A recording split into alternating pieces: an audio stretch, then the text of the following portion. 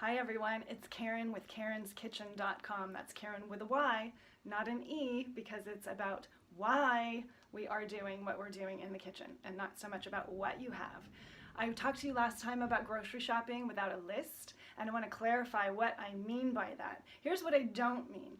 When my husband was a bachelor, here's how he would shop, and this is what I witnessed the day we returned from our honeymoon. He wanted to go shopping for food. I panicked. I said, no, honey, I haven't made a list yet. I need to think about what I want to cook this week before I can go shopping. He says, I don't need a list. We're just going to go and we just buy what we see. And so what did he do? He loaded up the cart with frozen taquitos, frozen pizzas, and chips and salsa. Sound familiar? Okay, so for him, this was food and we were good to go. And this is not the kind of shopping without a list that I'm talking about. When I go shopping without a list, I mean I shop the perimeter of the store because that's where all the fresh things are. I start in the fresh produce, I load up on all kinds of vegetables, some fruits, and then I move on to dairy, fresh meat and seafood, maybe some bread. Finish up with maybe a few things that I might need for the pantry, meaning dried goods, canned goods, and maybe a couple things in frozen. But really where I spend most of my time and my budget is on all that fresh stuff, especially vegetables. I love vegetables.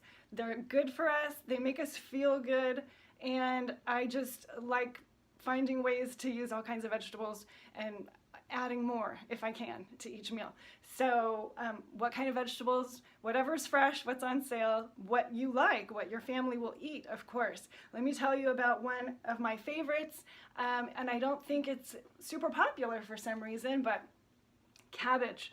I love cabbage, all kinds, and I refer to it almost as a pantry item because it lasts so long in the refrigerator, and it's beautiful either raw in salads or cooked in any different kinds, or any way that you can imagine it. It's really wonderful. So yeah, give cabbage a chance. You know, some of you think maybe you might have a little trouble digesting it, but I think that the more you can implement it into your diet, more fiber, more raw stuff, that doesn't present so much of a problem if you're used to it.